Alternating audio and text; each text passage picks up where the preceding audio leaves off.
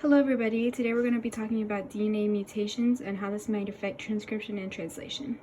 So to start us off, I have this example DNA sequence. Our top strand is going from the 5' to the 3' direction, so that's our coding strand. And the bottom strand is going from the 3' to the 5' direction, so that's our template strand. And so this DNA strand sequence would ultimately code for this mRNA sequence. And so our mRNA strand is going from the 5' to the 3' direction, so this is the result of transcription. And then once this mRNA strand is translated, it would code for a 4 amino acid protein sequence. So our sequence would be first a methionine, which is just our start codon, and the first amino acid would be tryptophan, followed by isoleucine, followed by threonine, cysteine, and then a stop codon.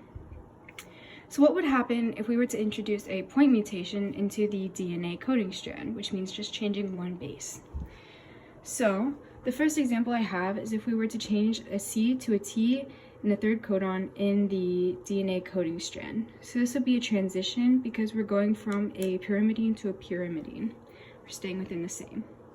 So if we change this C to a T, that would end up changing the threonine up here that it codes for into an isoleucine. So this would change the amino acid sequence of the protein strand, as you can see. So that would be called a missense mutation. The next example that I have is called a silent mutation. So an example of this would be changing the T to an A in the coding strand, which would be a transversion because we're going from a pyrimidine to a purine.